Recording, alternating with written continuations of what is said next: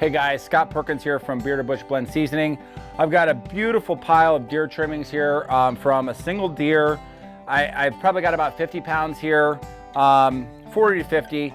And today I'm gonna be making bratwurst using our Bearded Butcher Blend seasoning. Now, these are conveniently in 6-ounce shaker. Each shaker will do 12 pounds. So I've got just about the perfect amount to do these trimmings right here. Original, Chipotle, Cajun, and hot are the choices. You can make one of each flavor, and then you're gonna have obviously 4 different flavors to choose from. I've also got some pork fat here that I'm gonna be adding into these trimmings. We like to use about 10%, seems to be about the correct amount.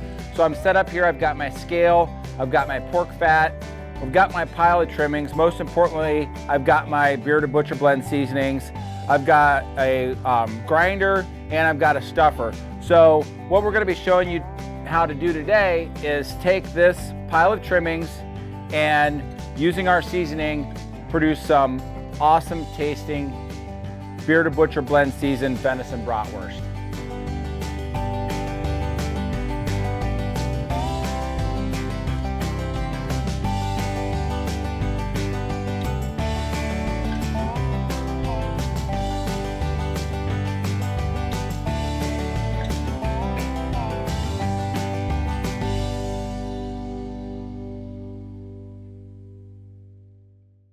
So I've got my combined 12 pounds of venison and pork fat, and I'm going to add it to this mixing bowl, and then I'm gonna add an entire 6-ounce shaker of our original Bearded Butcher Blend seasoning to the grindings, or to the trimmings before we grind.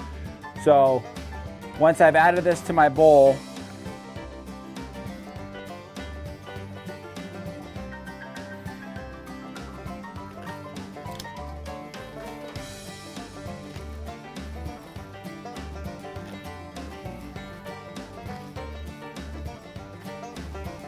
I've added 10% pork fat. Now you can pick this up at your local butcher, or you can just simply go to the grocery store and buy a pork butt roast, a boneless pork butt roast, and get the same effect.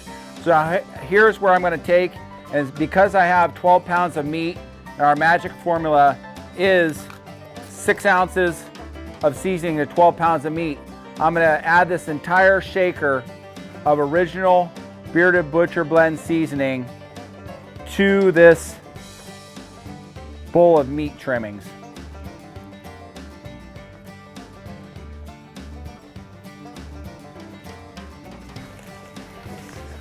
So we want to blend this up, coat all the meat pieces as evenly as you can. The grinder is obviously going to do quite a bit of that work for us too.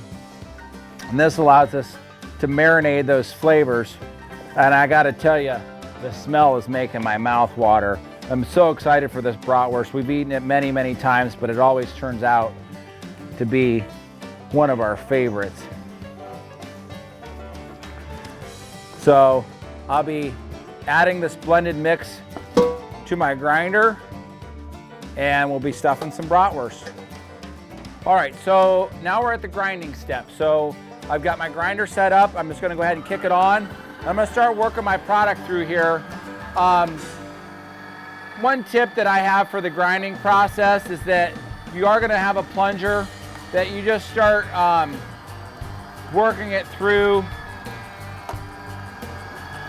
like I mentioned, golf ball size pieces, sort of one piece at a time while we work this through here.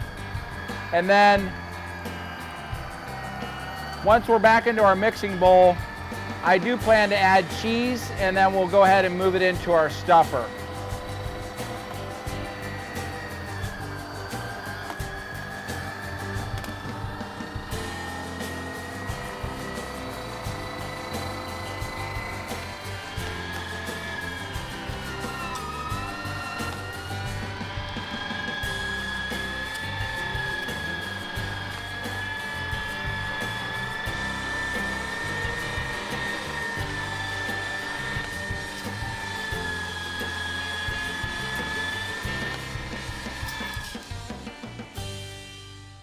So there we have it. Our ground product looks beautiful, and now I'm gonna kick it up a notch by adding some diced cheese. Now this can be found many sources online.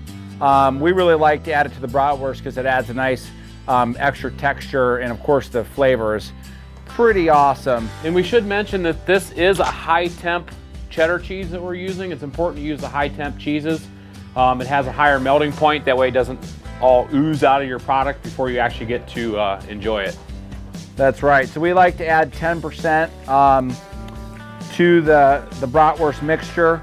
So you can just dump your cheese in, and then I guess much like you would need a loaf of bread, you can just fold that cheese into your bratwurst. So once you have this folded, all your cheese folded in there, it's time to go ahead and move this over to the stuffer. Today we're going to be using a 5-pound stuffer. So what we like to do is just make a few little meatballs, just like so. Get that in the stuffer, and we can get to cranking out some bratwurst. Sometimes it's nice to have an extra set of hands. Depending on how your bratwurst will stuff, different texture of the meat will sometimes yield different pressure that it will require. This is a collagen casing that we're using. You can either use a collagen or you can use a natural casing. Today we're going with the collagen on these deer brats. And you can see the product starting to come down here. It's real nice. Weston has a tube that's clear, so you can actually see the product coming through the tube. You can see it's coming right into the casings. As far as how you should fill the casings, you basically don't want your air bubbles in the casing, so best you can do to keep those out. And like I said, sometimes you need a second set of hands for something like this, or you can just go ahead and C-clamp it to the table, and that just gives you a little bit extra help. You can always add a little bit of water to your mixture if you want to have these stuff a little bit faster. That's entirely up to you, and you can just kind of feel the process out as you move along.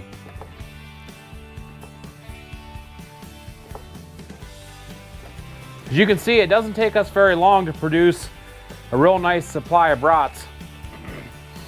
There's quite a few meals right there already. So what we're going to do is we're going to cut these into lengths that are about 5 inches long. That's going to put about make about 4 links for a pound. Something that will fit nicely on a bratwurst bun. So what you'll want to do is just take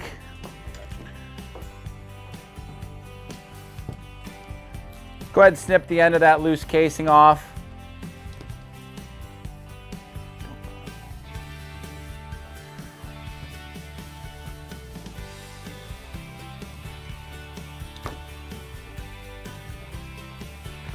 If you take your hand, hold it like this and go from the palm of your hand to your thumb,